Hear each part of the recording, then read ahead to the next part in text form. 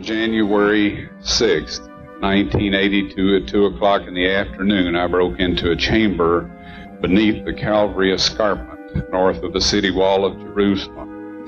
In that chamber is the Ark of the Covenant, the table of showbread, and several other things that I didn't see. They were covered with animal skins, with boards, and then with stones. We found the cross hole. If you read in the book of Matthew and the Gospels where it talks about Christ's death, it says the earth shook violently and the rocks were rent. Right to the left of the cross hole, at the base of where Christ died on the cross, the rock was rent. After Christ died and the centurion stuck his spear into Christ's spleen and the blood and water came out, it went down through that crack. It went on to the mercy seat of the Ark of the Covenant that God had arranged to be hidden in that chamber 600 years before Christ died. The Ark of the Covenant is a secret gold-covered object known to the Jews, Christians, and also the Muslims. It has also been made known to a wider audience by being depicted in various movies. The oldest text written about it is the Torah, found in the Jewish Tanakh and in the Old Testament of the Bible. It tells us about the supreme God, the one who claimed to be the creator of planet Earth. He wrote 10 laws on 2 tables of stone. These stones were then placed into a gold-covered chest. The chest itself was then closed with a seat or lid with 2 cherubims, one on each side of the lid. The ark was used for 2 different purposes. It was above this seat the creator of the earth would manifest himself, as the law and the ark functioned as a throne for the creator. Secondly, it was put into a sanctuary system along with other holy objects.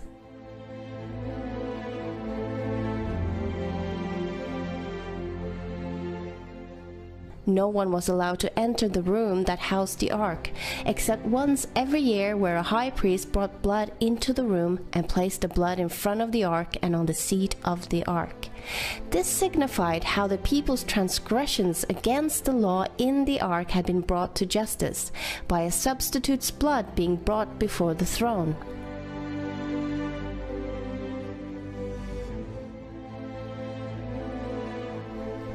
It was later moved to the first temple in Jerusalem. Sometime before the Babylonians besieged the city and destroyed the temple, it is assumed that it was hidden or that it disappeared. A man by the name of Ron Wyatt had started praying to God to use him to show the world that the Bible was true. Ron had already been looking into the flood story and investigated the possible remains of Noah's Ark.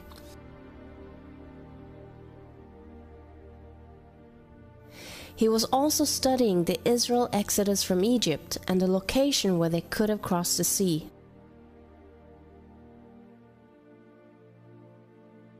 Finding several old Egyptian chariot wheels. It was on one of the diving trips he ended up traveling by Jerusalem on his way home. He was walking along the cliff face with a new acquaintance when his hand suddenly went up on his own. And his hand pointed to a place where some debris and trash was lying in front of the cliff. Without understanding why or how, he heard himself say, "There is Jeremiah's grotto, and the Ark of the Covenant is there."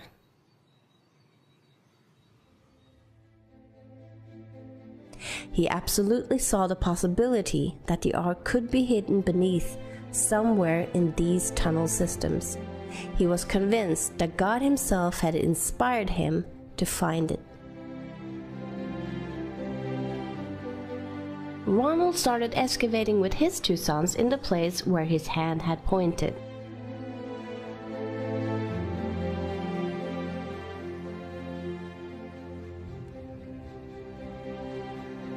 As they started excavating, he quickly found 3 niches in the cliff face. Ron thought that perhaps they could be niches that were meant to hold signs, coming from the Roman period. After all, Golgatha was close to the main road at the time of Jesus, and this could have been where Jesus was crucified. The well-known quote of Quintilian explains, Whenever we crucify criminals, very crowded highways are chosen so that many shall see it and may be moved by fear of it, because all punishment does not pertain so much to revenge as to example. Could these niches have been used to put signs in that revealed to the people the crimes the criminals had done?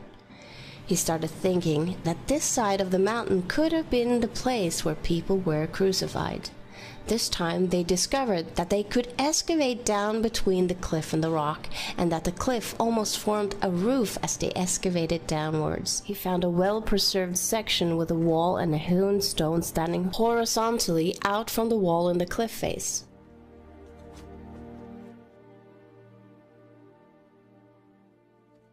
A few feet in front of it, he noticed a square rock that didn't look like a natural shaped rock. He carefully picked it up and found a squarish hole chiseled into the bedrock underneath. Could this have been a cross hole? As he examined this hole and cleared away the dirt around it, he discovered that it had a large crack extending out from it. It appeared that the hole was chiseled into a platform in the bedrock. In front, on a lower level, he found several other cross holes. The cross hole extended 23 inches into solid bedrock, while the crack appeared to extend much deeper. Ron found coins in the building structure dating back to 135 AD and before, but none after. Ron and his two sons had worked here over a period of nearly 2 years. They used hammers and chisels, and after a short time they could see an open space behind. They enlarged the hole so they could get through. While looking around, Ron found a chimney-like passage, and from there a small tunnel where Ron had to exhale in order to squeeze himself through.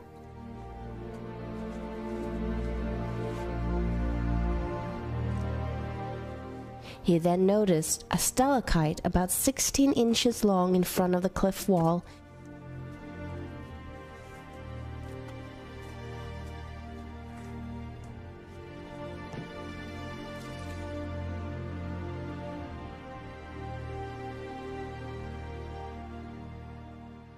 Behind it was a hole, and Ron tried to look through it without any luck. So he enlarged it a little and could see a cave inside, but it didn't look too promising and appeared to be a cave full of rocks. He enlarged the hole enough for his helper to crawl in, but he came quickly out again with a terrified look on his face, crying, "What is in there? What is in there? I'm not going back in there." And then he tried to get out of the cave system as fast as he could. Now Ron realized that there might be something there and enlarged the hole enough for him to squeeze himself in. It was now January the 6th, 1982. There was about 18 inches of clearance between the rocks and the ceiling.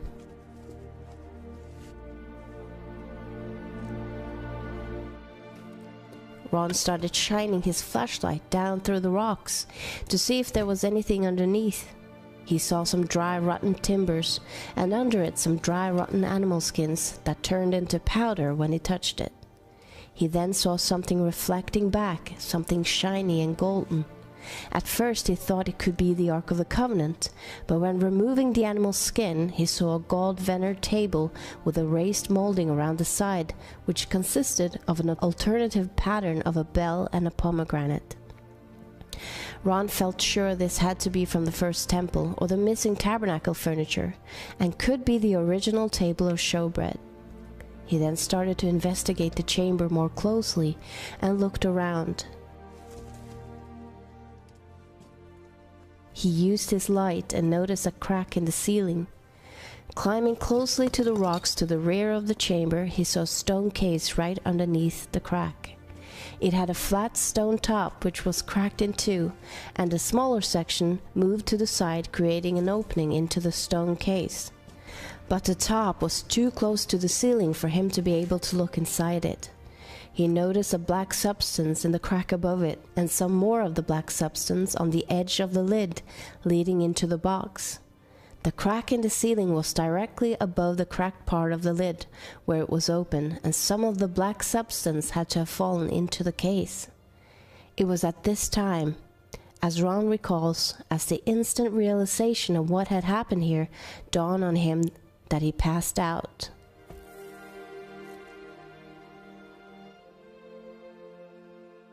When he realized that the crack in the ceiling was the end of the crack extending from the crosshole found in the elevated platform many feet above him, and the black substance was blood that had fallen through the crack and into the stone case, he knew the ark was in the stone case. But the most overwhelming realization was that Christ's blood had actually fallen on the mercy seat on the Ark of the Covenant.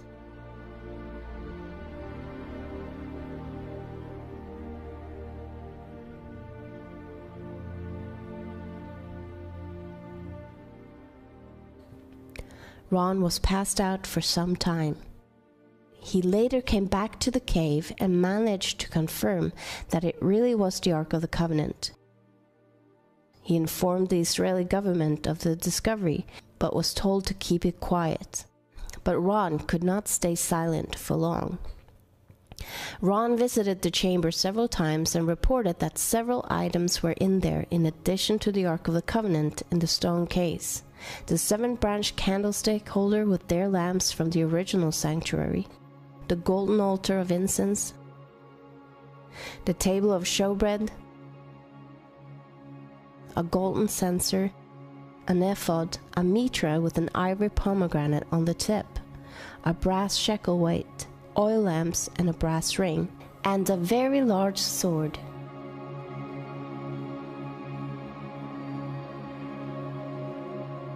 Ron had a laboratory in Israel analyze the blood remains he had found in the crack and on the mercy seat of the ark. The result shocked them beyond anything. First of all, in this analysis, I took the blood into a laboratory in Israel. I just said, please examine this blood and tell me what you can tell me about it. All right? They said, well, look, we're going to reconstitute it. We're going to put it in normal saline and keep it at body temperature for 72 hours with gentle swirling. All right, that's their business. That's great. I said, now I want to be there when you check it out. They said, fine. So I was back. They checked it out. I said, now, they said it's human blood. We can tell that. They did whatever tests they need to do.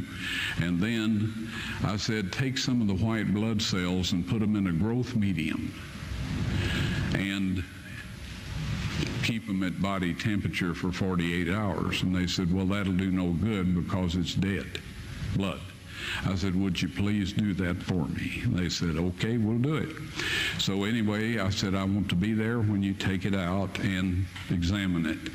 So I was back there. They took it out, examined it under a microscope, and the one technician called the other one over there, and then they called the boss over there, and they were talking Hebrew a mile a minute there for a little bit, and they looked at me and they said, Mr. Wyatt, this human blood only has 24 chromosomes in it. Everybody else has 46. You see, 23 from your mother, 23 from your father, 22 autosomes from your mother, 22 autosomes from your father. You get an X from your mother, you may get an X or a Y from your father, all right? This blood had 23 chromosomes from the mother's side, one Y chromosome only. You see, the child could not have developed if they hadn't had the autosomes from the mother. So all of his physical characteristics were determined by his mother's side of the family, her autosomes. His maleness was determined by this one Y that came from the source, not a human male. Then they said, this blood is alive. And then they said, whose blood is this?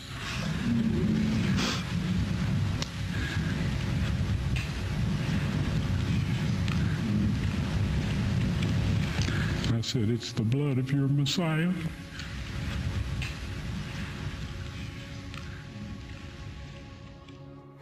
Ron wanted to show everything to the world right away, but God stopped him.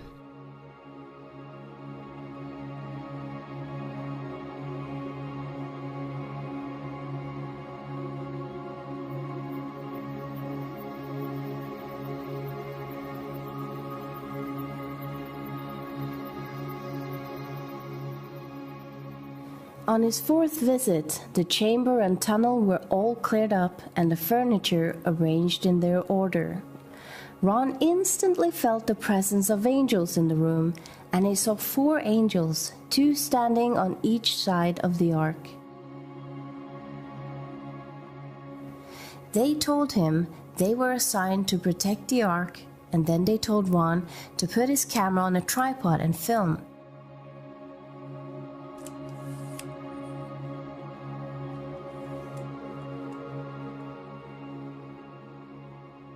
They lifted the mercy seat and helped him take out the 10 Commandments written on the 2 tables of stone.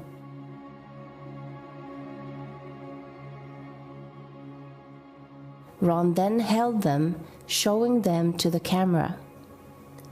They then told Ron when God had planned to show this to the world, at God's appointed time. When national Sunday laws are made at force, shortly after that, they will be shown to the world. Ron instantly knew what the angel meant, as he had studied the topic beforehand. The angel was talking about the enforcement of the mark of the beast, mentioned in Revelation 13 and 14 as the last deception and test coming over the world before Christ's second coming. Ron died in 1999 without seeing it fulfilled.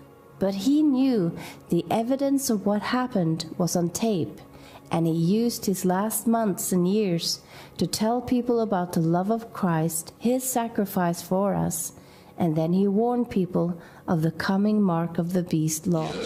And I was told that these are to be presented with the blood evidence when the mark of the beast law is passed. Are enforced. Literal than they ever imagined.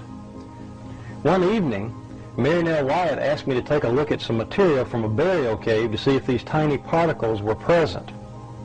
Without my knowledge, one of the samples was actually the blood sample that Ron had taken from the Ark of the Covenant dig.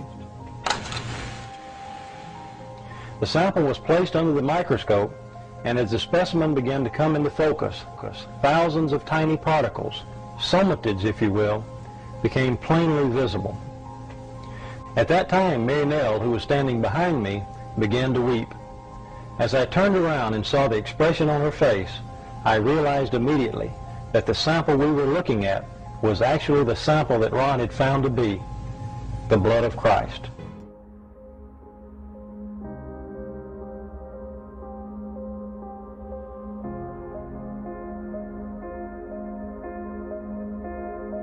Then saith he to Thomas, Reach hither thy fingers, and behold my hands, and reach hither thy hand, and thrust it into my side, and be not faithless, but believing. And Thomas answered and said unto him, My Lord and my God. Jesus saith unto him, Thomas, because thou hast seen me, thou hast believed.